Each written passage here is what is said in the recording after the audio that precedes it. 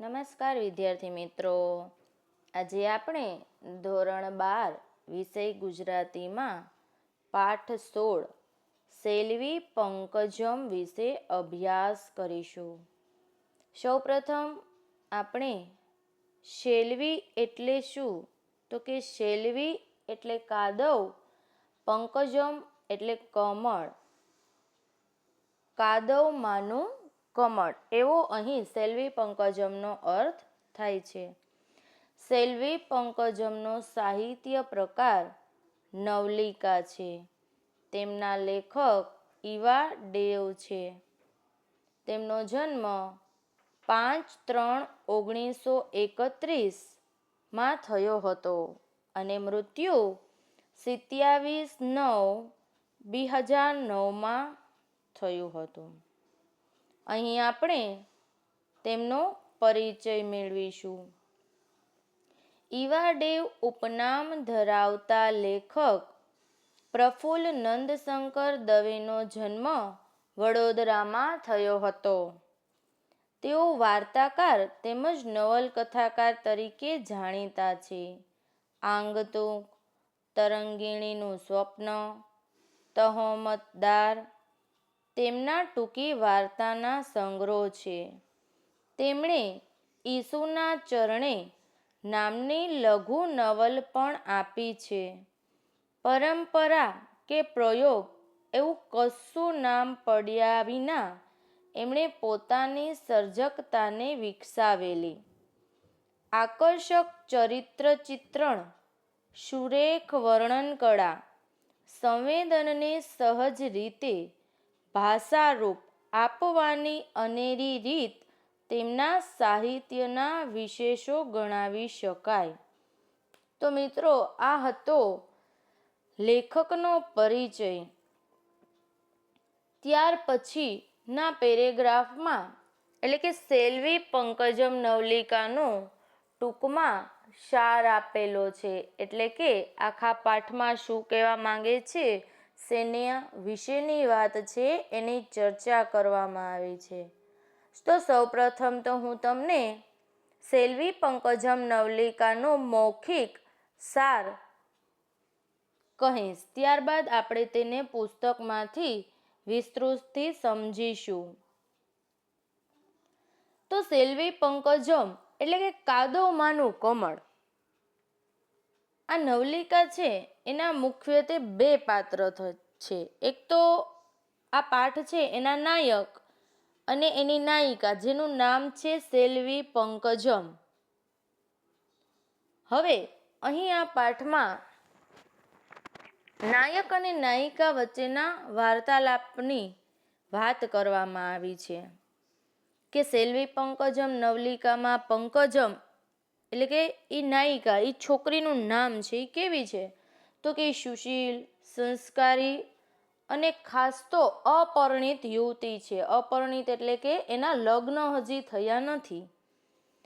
એ દક્ષિણ ભારતમાં અમ્મા અને અપ્પા દ્વારા ચાલતી અનાથ બાળકીની સંસ્થામાં ઉછરી છે. કે ભાઈ આ પંકજમ છે એની ક્યાં જન્મ થયો છે એ એને ખબર નથી. કારણ કે જન્મતા વેત જ એને અમ્મા અને અપ્પા દ્વારા એક અનાથ સંસ્થા ચલાવે છે ત્યાં એને લઈ આવવામાં આવે છે અને ત્યાં જ એ મોટી થાય છે. અને અમ્મા અને અપ્પા છે એ બે વ્યક્તિઓને જ પોતાના મા બાપ માને છે.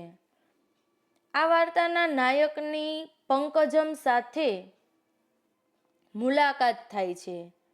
તે એના મોહક વ્યક્તિત્વ, સૌમ્ય અને શાંત સ્વભાવ, આ ઉપરાંત પંકજમનું લેખન કાર્ય, નર્તન અને વક્તૃત્વ કલાથી પેલો નાયક છે તે આકર્ષાઈ જાય છે. પણ જ્યારે એને ખબર પડે છે કે ભાઈ આ પંકજમ છે એનો જન્મ કયા ગોત્રમાં થયો છે, એટલે કે કયા કુળમાં થયો છે, એના માતા પિતા કોણ છે, એની જ્યારે એને ખબર પડે છે કે ભાઈ આ તો અનાથ હતી ને કોઈ સંસ્થામાં એનો ઉછેર થયો છે, એટલે એ એના પ્રત્યે એકદમ વિચલિત થઈ જાય છે. નાયકના મનમાં એના પૂર્વજન્મ, એનું ગોત્ર, એનું ખાનદાન વિશે શંકા ઊભી થાય છે. વાર્તાના અંતમાં પંકજમના મુખે જ તેના જીવનની અનોખી જીવન કથા સાંભળીને વાર્તા નાયકનું મન પીગળી જાય છે અને તેની પાસે લગ્નનો પ્રસ્તાવ મૂકે છે કે જ્યારે પંકજમના મુખેથી જ પેલો નાયક બધી હકીકત જાણે છે, એના કુળની, એના ગોત્રની, આ સંસ્થામાં કેવી રીતે આવી, અમ્મા અને અપ્પા એના શું લાગે છે, અહીંયા આવીને એને કેવો સંતોષ થયો છે, ઉછેર કેવો થયો છે, એને સંસ્કાર કેવા મળેલા છે, આ બધું જ જ્યારે નાયક જાણે છે ત્યારે તો એ પંકજમને કહે છે કે મારે તારી સાથે લગ્ન કરવા છે.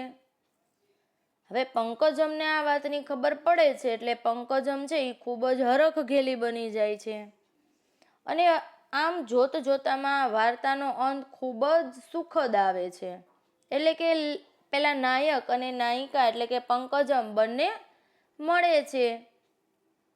પણ લેખકે આ પાઠમાં એક મુખ્ય વાત પર ધ્યાન કેન્દ્રિત કર્યું અને તે એ કે માણસનો જન્મ કુદરતને આધીન છે, પણ જો તેનો ઉછેર સારા વાતાવરણમાં થાય તો સંસ્કાર અને શાલીનતા તેના વ્યક્તિત્વને અનોખી ઉઠાવ આપે છે. મિત્રો, આ હકીકત લેખકે બે પાત્રોના મિલન, મુલાકાત અને વાર્તાલાપ દ્વારા આ પાઠમાં આપણને દર્શાવી છે. તો આ તો પાઠનો મુખ્ય મૌખિક સાર. હવે આપણે તેને પાઠમાંથી વ્યવસ્થિત સમજીશું. ગાંધીગ્રામના દરવાજે મને છોડી મોટર ધસમસતી ત્યાંથી ચાલી ગઈ. જો આ વાક્ય છે ને મિત્રો, એ નાયકનું છે કે એને જ્યારે ખબર પડે છે, એ પોતાના ગામમાં રહેતો હોય છે ને ત્યાં એને ખબર પડે છે કે પંકજમ નામની એક છોકરી છે, સુશીલ, સંસ્કારી, સંસ્થા ચલાવે છે અને એ પણ અપરિણિત છે. એટલે નાયક પોતાના માટે છોકરી ગોતવા અને છોકરીને મળવા એના ગામમાં જાય છે. એટલે કહે છે કે હું ગાંધીગ્રામના દરવાજે મને મોટર ઘસમસતી ત્યાંથી ચાલી ગઈ. એટલે કે ગાંધીગ્રામમાં હું પહોંચી ગયો છું, મેં વાહન એટલે કે મોટર બાંધેલી છે, ધસમસતી એટલે કે ઝડપથી મને મૂકી ગાંધીગ્રામ અને એ મોટર જતી રહી. દરવાજામાં પ્રવેશ કરતા મારું મન ધડકી ઉઠ્યું. શું કહે છે કે જેવો જ હું ઘરમાં પ્રવેશ કરું છું, પ્રવેશતાની સાથે જ મારું હૃદય, મારું મન એ ખૂબ જ ધડકવા લાગે છે. મેં એક મોટી મૂર્ખાઈ તો નથી કરી ને? એ કે મને વિચાર આવ્યો કે આ ગાંધીગ્રામમાં આવી અને મેં મોટી ભૂલ તો નથી કરી ને?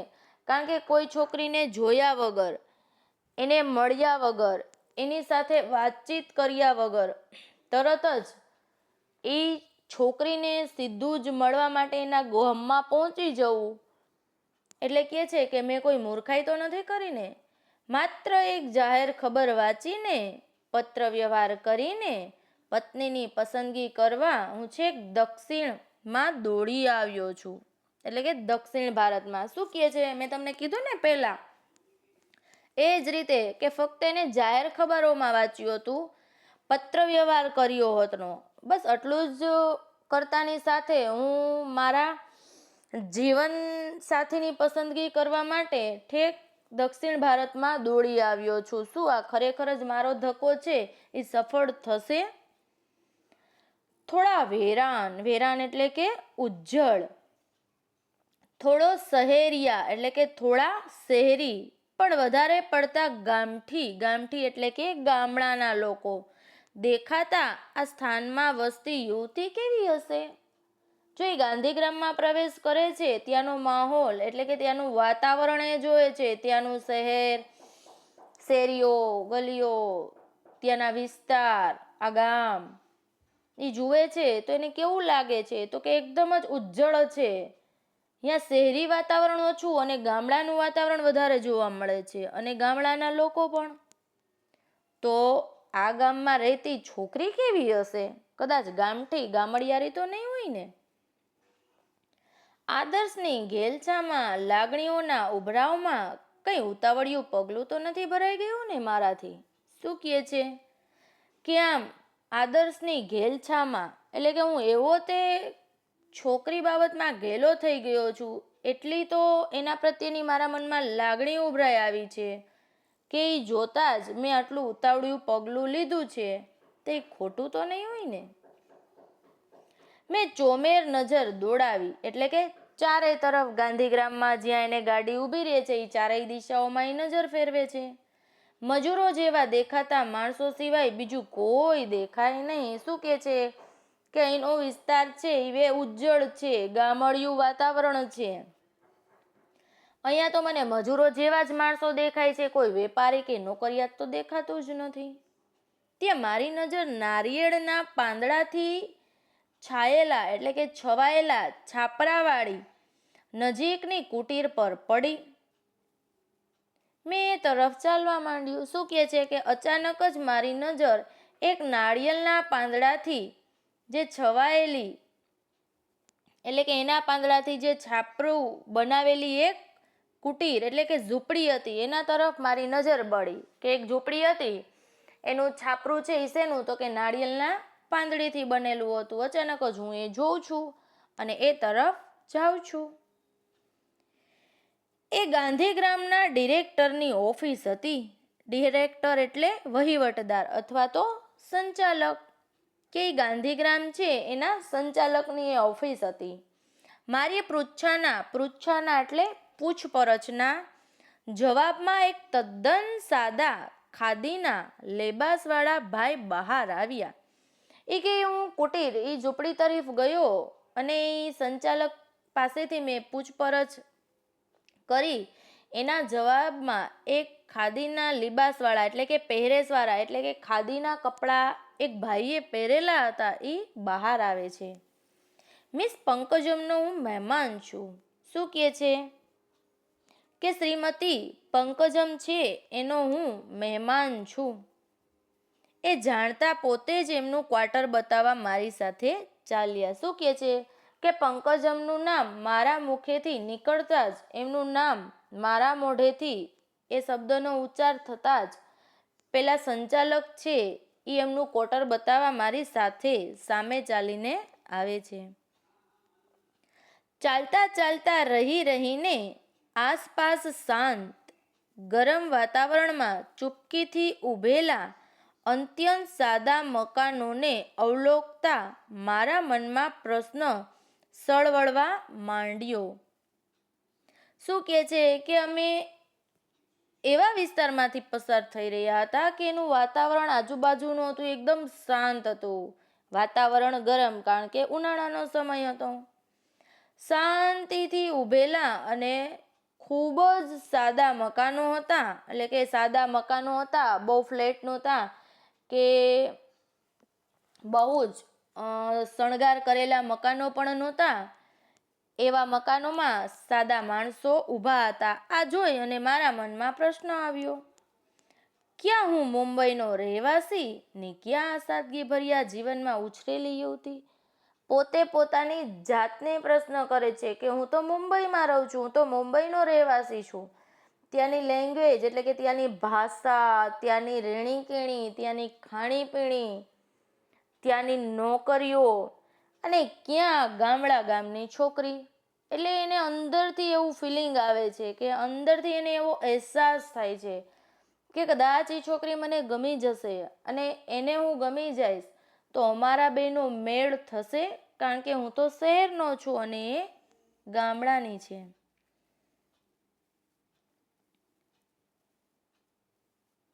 ગાંધીગ્રામના ઝાપે ઉતર્યો.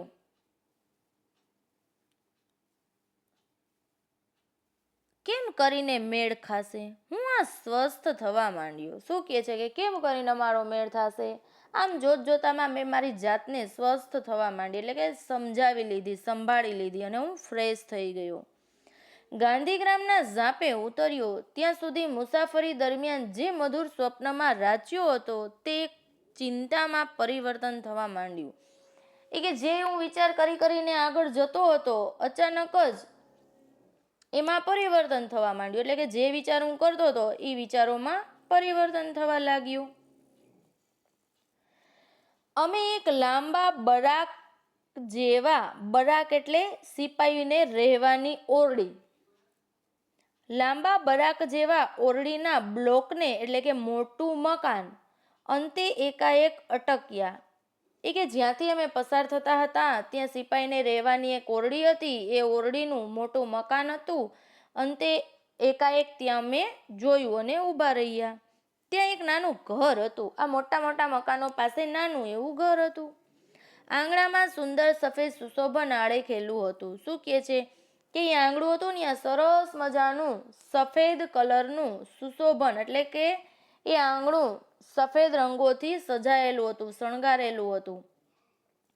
આ સેલ્વી પંકજમનું ગૃહ એટલે કે આ બીજું કોઈનું નહીં પણ સેલ્વી પંકજમ એટલે કે મીન્સ પંકજમનું ઘર હતું.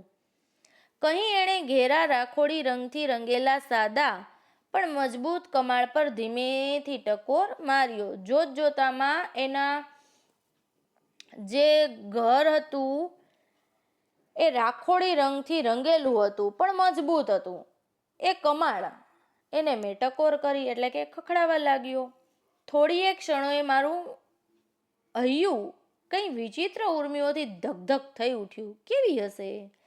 જો મિત્રો, જે વ્યક્તિને આપણે પહેલી જ વાર જોવા જતા હોય, એના ગામમાં પહોંચી જાય, શેરીમાં પહોંચી જાય, એના મકાન સુધી પહોંચી અને એના દરવાજે ઉપાડી અને જ્યારે આપણે બેલ મારીએ ત્યારે આપણે અંદરથી કંઈક અનોખી ધ્રુજારી હોય, અનોખો જ વિચાર હોય અને કંઈક નવીન લાગતું હોય અને જલ્દીથી આપણે એ વ્યક્તિને જોવા માટેની ઉત્સુકતા હોય કે જલ્દી દરવાજો ખોલે અને એ વ્યક્તિ કેવી છે હું જોઈ લઉં. એવી જ રીતે ભાઈ આ નાયક છે, એનું મન આતુર હતું એને જોવા કે કેવી હશે, એ જલ્દી ખોલે તો હું એને જોઈ લઉં.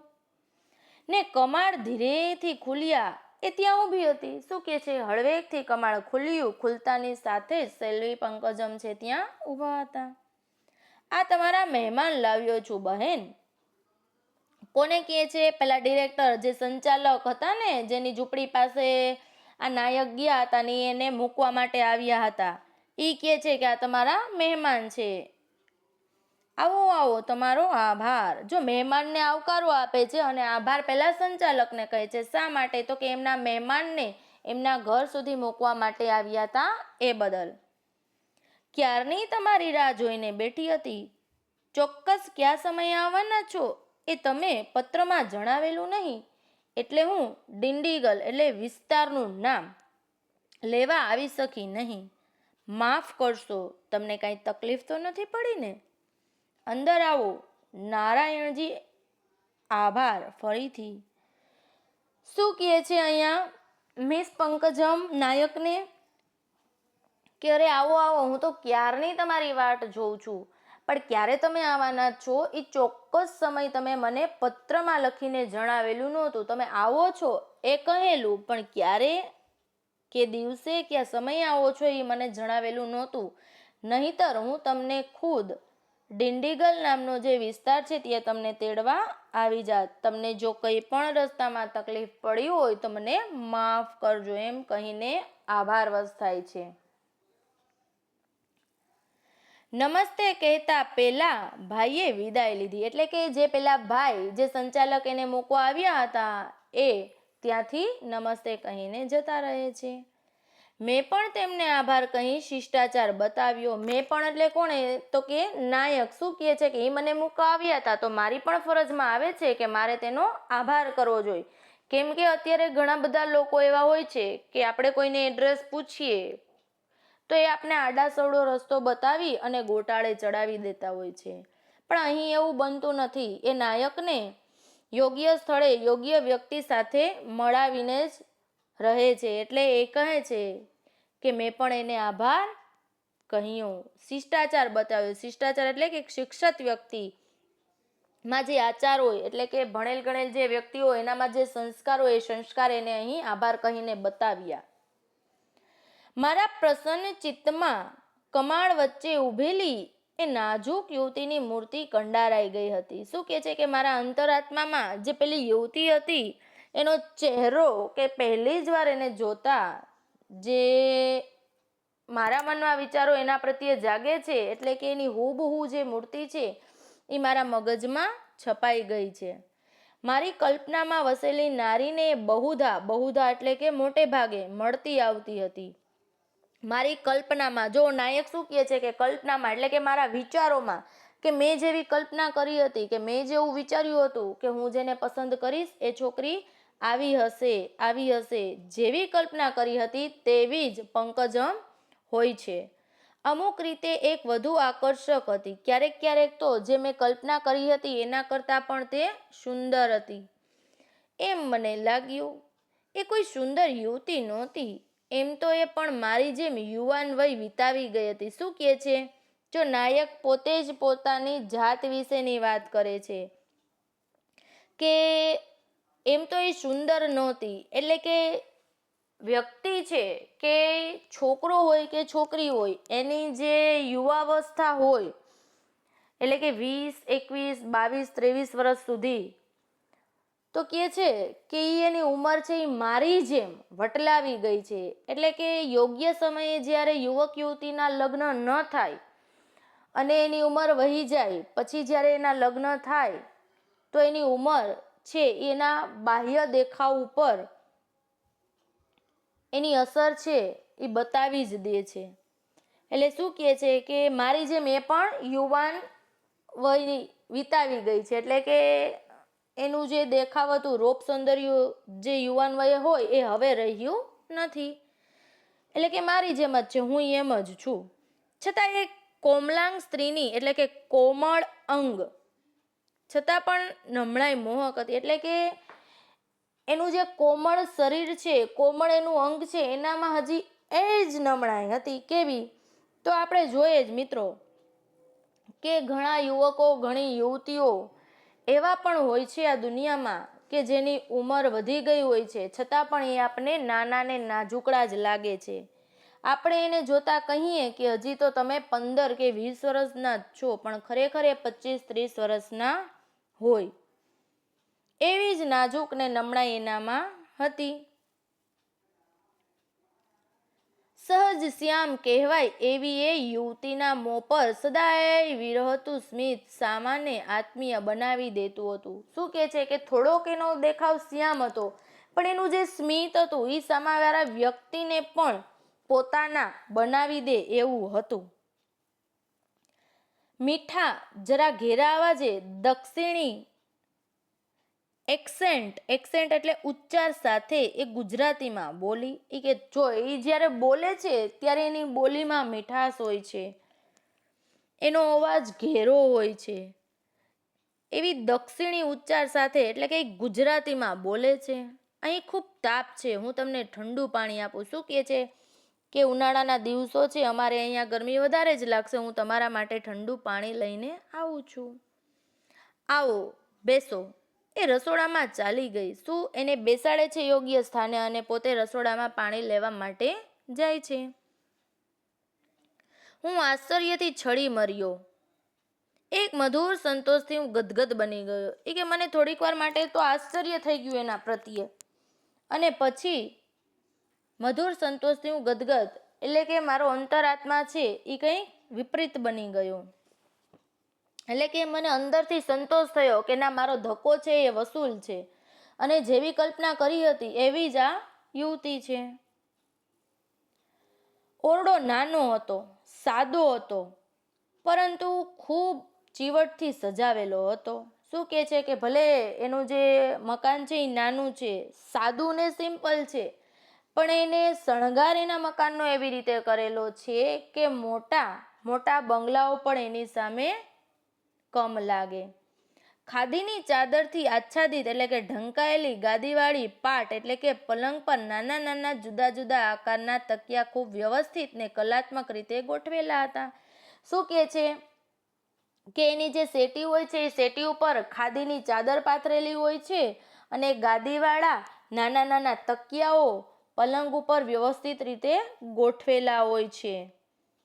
ભીતો પર ગાંધીજી, વિનોબાજી, સંસ્થાના ડિરેક્ટર વગેરેની છબીઓ હતી. શું કહે છે કે એની દિવાલીઓ પર કેની તસવીરો હોય છે? તો કે મહાત્મા ગાંધીજીની, વિનોબાજી, એમના સંસ્થાના જે ડિરેક્ટર હોય છે એની છબી એટલે કે એની તસવીરો હોય છે. હાલ આપણે શું કરીએ છીએ કે આપણા બેડરૂમ છે, આપણો હોલ છે, એની દિવાલો પર આપણે આપણા ફોટાઓ લગાવીએ છીએ, મોટા મોડલિંગ ફોટા પડાવીએ અને દિવાલો પર લગાવીએ. મમ્મીના, પપ્પાના, બહેનના, આપણા, બરાબર છે. પણ આ લોકોએ શું કરેલું છે એટલે કે પંકજમે શું કર્યું છે તો કે એના ફોટા નથી, પણ એ સિવાય ગાંધીજી, વિનોબાજી, એમના સંસ્થાના ડિરેક્ટરના ફોટા લગાવેલા છે. એક નાની ચોરપાઈ એટલે ખાટલા પાસે રેટિયો એટલે કે ચરખો ને પૂણીઓ પડ્યા હતા, એટલે કે પીંજેલા રૂના આકાર. એક ખાટલો હતો અને એની પાસે રેટિયાના પીંજેલા રૂના આકાર હતા. મારા મન પર એક ઊંડી, ઘેરી એટલે કે ગાઢ અસર પ્રસરતી એટલે કે ફેલાયેલી હતી. હવે પેલા નાયક છે એના મનમાં બધા જ દ્રશ્યો જોઈ અને કંઈક વિચારો આવતા હતા. અચેતનામાં અત્યારે એટલે કે ચિત્રની અવસ્થા અત્યાર સુધી ભંડારાયેલી એટલે કે છુપી રહેલી સુખી ઘર વસાવવાની ઓસણા એટલે કે ઈચ્છા ધીમે ધીમે સળવળવા માંડી. એ કે પેલી નાયિકા એટલે કે જે પંકજમ છે ને એનું આંતરિક અને બાહ્ય ચરિત્ર ચિત્રણ જોઈ અને મારા મનમાં એના પ્રત્યેની જે ઈચ્છા હોય છે એ વધુ ને વધુ જાગૃત થવા લાગી. મીઠો મીઠો ક્ષોભ એટલે કે સંકોચ મેં પોતે જ અનુભવવા માંડ્યો. એટલે કે જેમ છોકરી શરમાય એવી રીતે હું થોડોક સંકોચ અને શરમ અનુભવવા લાગ્યો. પાણીનો પ્યાલો લઈને પાછી આવી ત્યાં મારી આંખો ને નાક બેઉએ એક તૃપ્તિ અનુભવી. શું કહે છે કે જ્યારે પાણી લઈને આવે છે એટલે કે મિસ પંકજમ જ્યારે નાયક પાસે પાણી લઈને આવે છે ત્યારે એની આંખ અને એના નાક બંને છે એ કંઈક અનુભવ કરે છે, કંઈક ફિલિંગ થાય છે એને. શું જોઈએ તો કે કેસમાં ગૂંથેલી મોગરાની વેણીએ વાતાવરણને મીઠી સુગંધથી મહેકતું કરી મૂક્યું હતું. શું કહે છે કે પંકજમ છે નાયિકા છે એને એના માથામાં સરસ મજાના સુગંધીદાર મોગરાનું જે ફૂલ હોય છે એની વેણી બનાવેલી છે અને એ વેણી એના કેસમાં એટલે કે એના વાળમાં લગાવેલી છે. એની સુગંધ છે એ ચારી તરફ છે એ ફેલાયેલી હતી. એટલે કે છે કે મારી આંખ અને નાક બંને કંઈક અનુભવ કર્યો. એણે પરિધાન કરેલી સાડી, પરિધાન એટલે કે પહેરેલી, એણે પહેરેલી સાડી જે હતી ખાદીની હતી, નહીં કે ભરેલી સિલ્કની. પણ એના શોખ કેવા હતા તો કે સાદા અને સિમ્પલ ખાદીની સાડીના. એ માનવા મારું મન તૈયાર નહોતું. એ કે ખરેખર એનો જે પહેરવેશ હતો એને માનવા મારું મન છે એ તૈયાર જ નહોતું. કે મેં તો કેટલી કલ્પના કરી હતી કે તો ફેશનવાળી હશે ને શું પહેરતી હશે ને કેવા એના સાજ શણગાર હશે ને કેવો મેકઅપ હશે, પણ આ તો બધું સાદું જ છે. મોડર્ન પ્રિન્ટ્સને પણ લજાવે એવી, મોડર્ન એટલે કે આધુનિક પ્રિન્ટ્સ એટલે કે છાપને પણ લજાવે એટલે કે અત્યારની જે મોડર્ન છોકરીઓ હોય એને પણ આ ટૂંકી પાડે એવી હતી. સુંદર આછા રંગોના મિશ્રણોનું અસ્તવ્યસ્ત વેરીને એ બનાવેલી હતી. એટલે કે સુંદર હતી અને એને જે ઘરનો સજાવટ એની ખુદની સજાવટ જે હતી રંગોથી ભરપૂર હતી. ક્ષણે ક્ષણે એ વ્યક્તિ મારા સમગ્ર વ્યક્તિત્વ કો અદ્રશ્ય મજબૂત તાંતણાથી બાંધી રહી હતી. શું કહે છે કે ધીરે ધીરે એ વ્યક્તિ છે એ મારા સમગ્ર વ્યક્તિત્વને પોતાની તરફ ખેંચી રહી હતી, એટલે કે મારી જાતને એના તરફ વશ કરી રહી હતી. હું અસહાય બની એમાં બંધાતો જતો હતો. એ કે હું મજબૂર હતો એની તરફ આકર્ષવા માટે, કારણ કે એનું એટલું આકર્ષણ જ સરસ હતું કે હું મારી જાતને સંભાળી ન શક્યો અને એના તરફ ખેંચાવા લાગ્યો. બલકે અસહાયતાને બંધન મને ગમતા હતા, પણ એના તરફ ખેંચાવું મને પસંદ હતું. એણે જ મૌન તોડ્યું.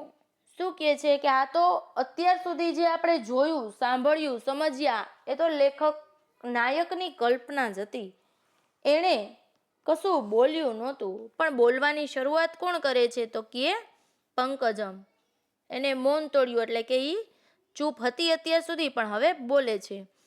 મને ગુજરાતીમાં બોલતા સાંભળીને તમને નવાઈ ઉપજી હશે. એ કે હું ગુજરાતીમાં બોલું છું એ જોઈને તમને નવાઈ લાગી હશે. કેમ? તમારા મોંના ભાવ જોઈ હું સમજી ગઈ. એ કે તમારા ચહેરાના જે હાવભાવ જોઈને હું સમજી ગઈ. હું 3-4 વર્ષ વડોદરામાં રહી હતી. એ કે હું પણ 3-4 વર્ષ વડોદરામાં રહી છું. મારું MSc હોમ સાયન્સ મેં ત્યાં કર્યું. શું કહે છે કે મારું હોમ સાયન્સ મીન્સ ગૃહ વિજ્ઞાનનો જે અભ્યાસ છે એ મેં વડોદરામાં કર્યો હતો. ડિગ્રી લીધા બાદ મેં 1.5-2 વર્ષ નર્સરીમાં નોકરી કરી હતી. શું કહે છે કે હોમ સાયન્સ એટલે કે ગૃહ વિજ્ઞાનનો અભ્યાસ કર્યા બાદ 1.5 કે 2 વર્ષ સુધી નર્સરી એટલે કે બાલવાડીમાં મેં જોબ કરેલી છે. બાળકોના સંપર્કમાં એટલે કે સંબંધમાં ભાષા શીખવાનું વધુ સહેલું બની ગયું. એ કે જ્યારે હું બાળકો સાથે વાતચીત કરતી હતી, એના સંગતમાં રહી, એની સાથે રહી અને મને એ ભાષા આવડી ગઈ. મને ગુજરાતી ગમી ગયું ને ગુજરાતીઓ પણ. એ કે આમ જોતામાં મને ગુજરાતી છે એ ભાષા ગમી અને ગુજરાતીના લોકો પણ.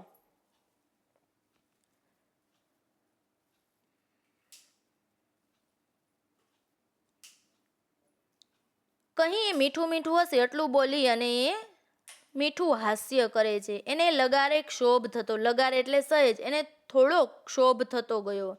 એનું એના વર્તન પરથી મને લાગ્યું નહીં. એટલે કે એને શરમ સંકોચ હોય એવું એના વર્તન પરથી મને લાગ્યું નહીં. એ છૂટથી મારી સાથે વાત કરતી હતી. એની બોલવા ચાલવાની ને વાતચીત કરવાની રીત એટલી સરળ, એટલી સ્વચ્છ ને એટલી મુક્ત હતી કે મારી વ્યગ્રતા એટલે કે વ્યાકુળતા થોડી ઓછી થવા માંડી હતી. શું કહે છે કે એની વાતચીત કરવાની જે ભાષા હતી, એના મુખના જે હાવભાવ હતા એ સરળ હતા, સ્વચ્છ હતા. એનામાં એટલી મુક્તતા હતી કે હું એના તરફ ખેંચાતો ગયો. ગુજરાતીઓ પણ એ શબ્દ પાછળનો ભાવ ને સૂચન એટલે કે ઈશારો બંને હું સમજી ગયો હતો. મને એ ગમ્યા હતા. શું કહે છે કે મને એનું ગામ એ અને એની રહેણી કેણી પણ ખૂબ જ પસંદ હતા. મેં સ્વસ્થ બની બોલવા માંડ્યું કે હું પણ સ્વસ્થ બની ગયો અને એની સાથે વાતચીત કરવા લાગ્યો. મારી મુક્તમાં મુક્ત કલ્પનામાં પણ મને એ વિચાર નહોતો આવ્યો કે દક્ષિણામાં મને ગુજરાતી ભાષા સમજે એવી કોઈ વ્યક્તિની મુલાકાત થશે. મુક્તામાં મુક્ત કલ્પના એટલે કે ખ્યાલ, ધારણા. મુક્તામાં મુક્ત એટલે કે મેં મનોમન પણ એવો વિચાર નહોતો કર્યો કે હું જ્યાં જઈ રહ્યો છું, જે છોકરીને પસંદગી કરવા માટે એ છોકરી ગુજરાતી ભાષા જાણતી હશે અને સમજતી હશે, તો એવી વ્યક્તિ સાથે પણ મારી મુલાકાત શક્ય છે. સાચું કહું છું તમને, મારા આનંદનો પાર નથી. તમારી બોલીમાં જે મીઠાશ છે તે મેં કોઈ ગુજરાતણમાં સાંભળી નથી. એ કે ખરેખર જ સાચું કહું, તમને મળીને મને ખૂબ જ આનંદ થયો, ખૂબ જ મજા આવી. કારણ કે તમારી ભાષામાં જે ભાવ છે, જે છટા છે, એ મેં આજ સુધી કોઈ પણ ગુજરાતીમાં આ મીઠાશ ભર્યા શબ્દો સાંભળ્યા નથી. તમારી વાત સાચી છે. પારકાને મોઢે બોલાતી આપણી ભાષા કાનને વધુ મીઠી લાગે છે. શું કહે છે કે હા, તમારી વાત એકદમ સાચી છે કે જ્યારે બીજાના મોઢેથી આપણે આપણી ભાષાને સાંભળીએ ને ત્યારે એ આપને ખૂબ જ મીઠી લાગે છે, આનંદ આપે છે. હવે જુઓ, તમે થાકી ગયેલા લાગો છો, તાપ પણ ઘણો છે, લાંબી મુસાફરીમાં તમારી સગવડ પણ નહીં સચવાઈ હોય. હું તમને મહેમાન ગૃહે લઈ જાઉં. શું કહે છે કે સારું, ત્યારે હવે બધી જ વાતો છે એ અહીં મૂકો. આપણી પાસે ઘણો બધો સમય છે વાતચીત કરવાને. અત્યારે તમે બહુ જ લાંબી મુસાફરી કરી છે. આ મુસાફરીમાં કદાચ તમારી સુખ સુવિધાની જે સગવડો છે એ સચવાઈ નથી, તો તમને હું તમારા મહેમાનનું જે રૂમ હોય ત્યાં મૂકી જાઉં છું. ત્યાં તમે આરામ કરો. ત્યાં તમે નાહી ધોઈને તૈયાર થાવ, હું ભોજનનો પ્રબંધ કરું છું. એ કે રૂમમાં તમે ફ્રેશ થઈ જાઓ, નાહી ધો લો અને હું તમારા માટે જમવાનું લઈને આવું છું. એટલે પ્રબંધ એટલે કે જમવાની તૈયારી કરું છું. પછી તમે 2-4 કલાક આરામ કરો. નમતી સાંજે હું તમને ગાંધીગ્રામની સંસ્થાઓનો અને ત્યાંની વિવિધ પ્રવૃત્તિઓનો પરિચય કરાવીશ. શું કહે છે કે તમે નાહી ધોઈ લો, જમવાનું આવી જાય, જમ્યા પછી પણ તમે 2-4 કલાક આરામ કરો. નમતી સાંજે એટલે કે સાંજ પડવાનો સમય હશે એટલે હું તમને જાતે જ મારી જે સંસ્થા એટલે કે ગાંધીગ્રામની જે સંસ્થા છે એ સંસ્થામાં તમને લઈ જઈ ત્યાં કેટલી પ્રવૃત્તિઓ કરાય છે એ સમગ્ર પ્રવૃત્તિઓનો પરિચય હું ખુદ તમને આપીશ. હું મનોમન બોલ્યો એ કે મેં મનમાં ને મનમાં બોલ્યું. કેવી સરસ ચતુરાઈ, કે કેવી સરસ એની ચતુરાઈ તો જો, કે પહેલાં મારી સુખ સગવડ સાચવે છે, મને રૂમ આપે છે, જમાડે છે, આરામ કરવા છે, ને ત્યાર પછી પણ હું ફ્રેશ થઈ જાઉં પછી જ મને બહાર લઈ જાય છે. એકમેકનો પરિચય મેળવવાનો કેવો સરસ રસ્તો, કે ખરેખર હોય કે એકાબીજાનો જો પરિચય મેળવવો હોય તો આના સિવાય તો બીજો કોઈ રસ્તો છે જ નહીં. કે કેટલો સરસ રસ્તો છે કે સાંજે અમે જ્યારે જાશું એ પરિચય એની સંસ્થામાં મને મળાવશે ને સાથે સાથે પરિચય પણ થતો જશે અને એની સાથે મને જે સમય વિતાવવાનો મોકો મળશે એ તો આનંદદાયક જ હશે. એક પછી એક ક્રિયાઓ પતાવતા હું પંકજમની સ્મૃતિમાં ગાયબ થઈ ગયો. એ કે જોત જોતામાં નાહી ધોઈ લીધું, જમી લીધું, આરામ કરી લીધો અને ધીરે ધીરે પંકજમની સ્મૃતિ કે એની યાદમાં હું ગાયબ થઈ ગયો. કે મનોમન જ પંકજમની જે સ્મૃતિ એટલે કે એની જે તસવીરો છે, એની જે યાદો છે એ મને દેખાવા લાગીને હું એમાં ગાયબ થઈ ગયો. એટલે એના વિચારોમાં ડૂબી ગયો. મને લાગ્યું કે મારી હસ્તી ખોવાઈ ગઈ, હયાતી. કે ખરેખર જ મને અંતરાત્માથી એવું લાગ્યું કે હું મારી જાતને જ ખોઈ બેઠો છું. એનું મોં, એનું રૂપ, એના હાવભાવ, એના બોલ, એની ચાલ ને એની આગવી રીતો એ માત્ર એ કેવી શું કહે છે કે મનોમન મને શું દેખાય છે તો કે એનો ચહેરો, એનું રૂપ, એની બોલચાલનો હાવ ભાવ, બોલવાની ઢબ, ચાલવાની લટકા એ બધું જ છે એ કેટલું સરસ હતું, કેટલી મુક્ત હતી. એટલે કે શરમ સંકોચ વગર એનો દેખાવ હતો. કેવી સાદી, કેવી સીધી, આમ છતાં પણ એ સાદી છે, સીધી છે. કેવી નિખાલસ, બધા સાથે હળીમળી જાય એવી, ક્યાંય ખોટી શરમ નહીં, ખોટા દંભ નહીં. શું કહે છે કોઈ પણ જાતની શરમ જ નહીં, જે છે એ હકીકત છે ને એ બતાવે છે. દંભ એટલે કે ડોળ, ખોટો ડોળ પણ કરતી નથી, કશી છેતરામણી ચાલાકી નહીં. એ કે કોઈ જાતનું મારી સાથે છેતરામણાપણું કરતી નથી. એનું ઘર છે, વાસ્તવિક હકીકત છે એ મને બતાવે છે. પોતે કેવી છે એ કહે છે. જો એ ધારે તો પંકજમ સરસ મજાના ફેન્સી કપડાં પણ પહેરી શકે ને, કારણ કે નાયક તો એને જોવા માટે જ આવ્યા હતા. તો એનો પહેલાના દેખાવ કરતાં એનો સારો દેખાવ બતાવે અને એને પટાવે તો પણ થાય ને, કારણ કે એને ખબર જ હતી કે જે વ્યક્તિ મને જોવા આવે છે એ મુંબઈથી આવે છે ને મુંબઈની રહેણી કેણી તો બહુ જ સરસ હોય અને હું ધારું તો ત્યાંની રહેણી કેણી હું અપનાવી શકું. પણ એ પોતાનું જે વાસ્તવિકતા છે એ લેખક પેલા નાયક સામે રજૂ કરે છે. ઉઘાડી ચોપડી જોઈ લો એટલે કે છુપાવા જેવું કંઈ નહીં. ઉઘાડી ચોપડી મીન્સ કે છુપાવા જેવું કંઈ નહીં, જે છે એ સામે છે, વાંચી લો ને સમજી લો. શું કે તમે સમજ શકતી હોય તો તમે મને સમજી લો. ત્યાં એક શંકા ઉઠી, રે ભાઈ તું તો પ્રેમમાં પડી ગયો. ધીરે ધીરે એનો અંતરમાત્મામાંથી પ્રશ્ન થાય છે કે અરે તને તો પ્રેમ થઈ ગયો છે એમની સાથે, પણ એનું શું, તું એને સ્વીકાર્ય બનશે? અરે રે કે અચાનક જ પાછો પ્રશ્ન આવ્યો કે તું તો એને પ્રેમ કરે છે પણ એનું શું, તું એને સ્વીકાર્ય બનીશ એટલે કે તું એને પસંદ પડીશ, એ તને સ્વીકારશે? થોડી બેચેની થઈ કે થોડોક તો મને બેચેની થવા લાગી, એટલે કે ગમવા ન લાગ્યું. વિચારોમાં અટવાતા મને ગાઢ ઊંઘ આવી ગયા. વિચારો કરતા કરતા જોતામાં નાયક છે એને ઊંઘ આવી જાય છે. સાંજ મજાની હતી. હું એની રાહ જોતો, ફરી ઉત્કંઠતા બનતો લોબીમાં આટા મારતો હતો. જો પેલી પંકજમે કીધું હતું ને કે તમે જમી લો, 2-4 કલાક આરામ કરી લો, નમતી સાંજે એટલે કે સાંજ પડતાની સાથે જ હું તમારી પાસે આવીશ અને મારી સંસ્થાનો પરિચય કરાવીશ. પણ હવે આ ભાઈ છે એટલે કે નાયક છે એનું મન તો એના પ્રત્યે ગદગદ થાય છે. એટલે કે હવે રાહ જોવાતી નથી કે જલ્દી સાંજ પડે, પંકજમ આવે અને હું એને મળું.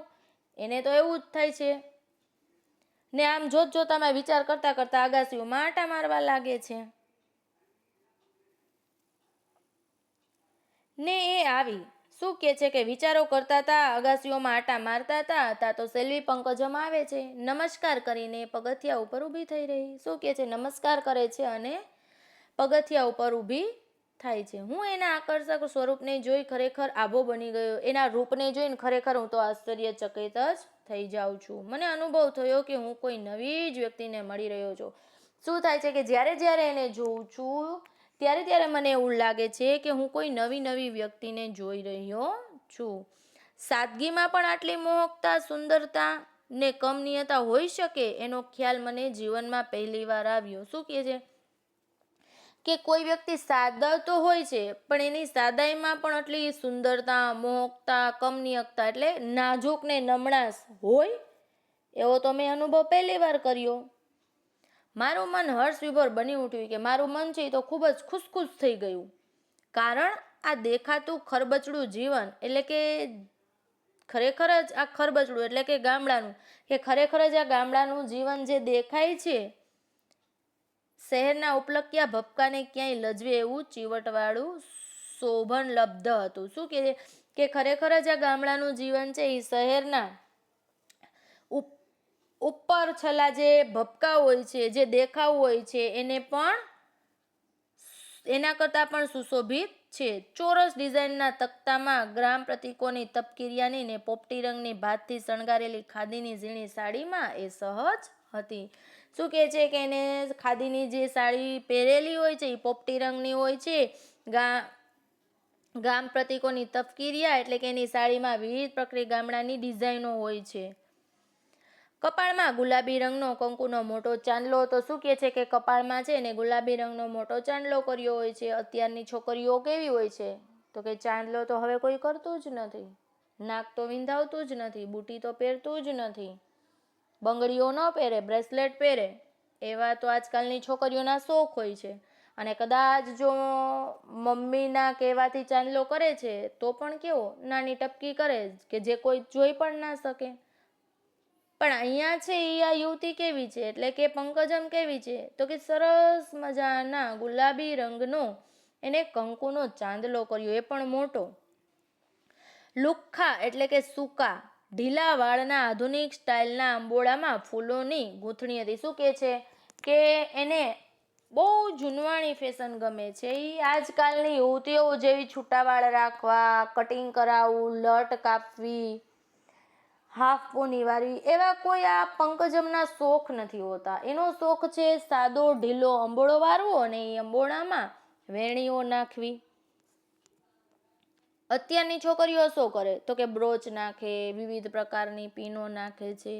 પણ જ્યારે પંકજમ છે એ સાદો અંબોડો અને એમાં ફૂલની વેણી નાખે છે. આછા બદામી રંગની પટ્ટીમાં લાલ મોહરવાળી એટલે કે લાલ છાપવાળી હાથે બનાવેલી ચંપલો હતી. જો એને ચંપલ પણ કેવા હતા તો કે સાદા અને જાતે બનાવેલા હતા.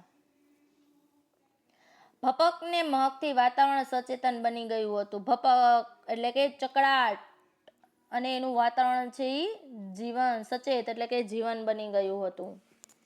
કંઈક બોલવાનું, એની પ્રશંસા કરવાનું, એને આનંદિત બનાવવાનું મન થઈ ઉઠ્યું. શું કહે છે કે પંકજમનું આવું રૂપ જોઈને નાયકને કંઈક બોલવાનું, શું બોલવાનું તો કે મને એના વખાણ કરવાનું મન થાય છે અને એને ખુશખુશાલ એને આનંદિત બનાવી દઉં એવું થાય છે.